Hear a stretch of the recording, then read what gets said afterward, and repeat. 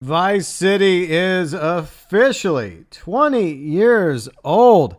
Where does the time go? I still remember, and this is going to be obviously dating myself, looking through some gaming magazines sometime after GTA 3 came out. All of a sudden, Vice City was right around the corner. And I saw amazing photos of what Vice City was going to look like, the beaches, the ocean, the strip. And as much as I enjoyed GTA 3, even from the photos and the interviews being conducted back then, I had a really good feeling that Rockstar was going to take the series to the next level with Vice City. And when it came out on October 29th, 2002 for the PS2, it did not disappoint. Vice City would later come out May 2003 for Windows PC, and then a year later, October 2003, for the original Xbox. Rockstar built GTA Vice City on renderware, the same engine they built GTA 3 on, and it actually came out a year after GTA 3 and was originally planned to be a mission pack for GTA 3, and I'd like to give credit to Riley for reminding me about that.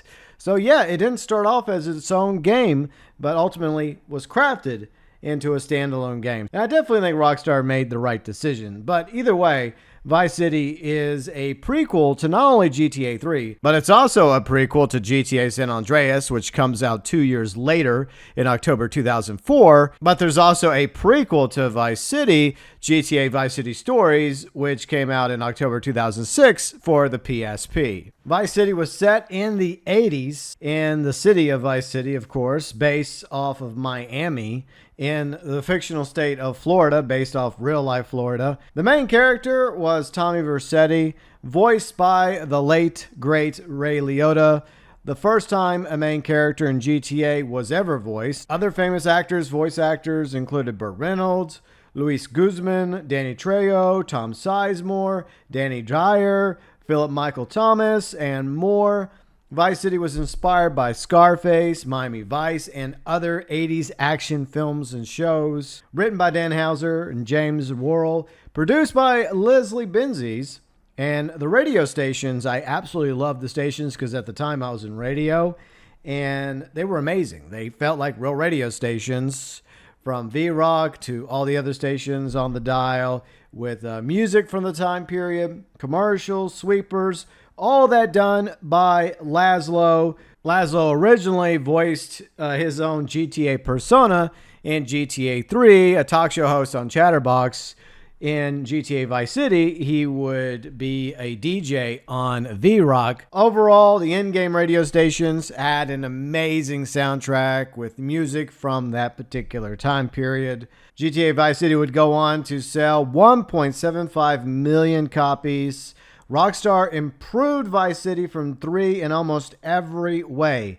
Characters, graphics, music, more vehicles than GTA 3, including the ability to fly helicopters, a seaplane. They also added motorcycles in Vice City. Plus, we had way more weapons in Vice City, including some unique guns and melee weapons. My personal favorite is, of course, the katana as well as the chainsaw. We also had the ability to purchase and own safe houses as well as businesses that would make us money in Vice City. The businesses were tied into the main story, and the story itself is short compared to other GTAs. From start to finish, the story is very solid. There's also an impressive amount of side activities for its time, and you could also unlock several different outfits for Tommy to wear in GTA Vice City. Unless you go to like a game exchange or somewhere else online that still has copies of GTA Vice City, you cannot purchase the original game in any online store. However, you can get your hands on GTA Vice City Definitive Edition, currently available through the PlayStation Plus Extra and PlayStation Plus Premium, or you could just buy GTA Trilogy Definitive Edition. If you don't have an original copy of GTA Vice City, unfortunately, you have to settle with GTA Trilogy Definitive Edition, which has seen some improvements via title updates since it launched nearly a year ago. Still has a ways to go in my opinion, but for the most part, GTA 3 and Vice City Definitive Editions are much better off now than they were a year ago.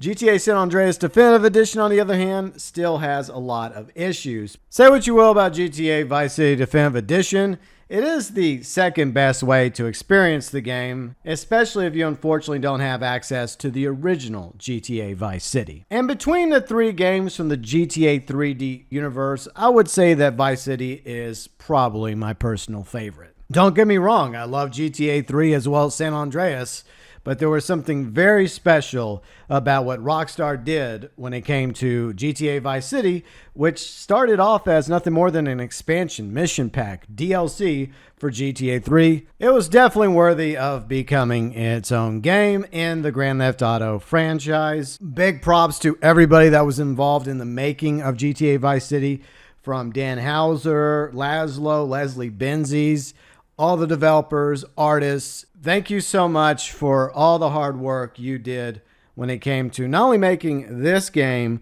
which launched 20 years ago today on the PS2, but all the other amazing games throughout the GTA franchise. What were some of your favorite experiences from GTA Vice City or GTA Vice City Definitive Edition if you weren't lucky enough to ever play the original version of the game? As always, welcome below in the comments section.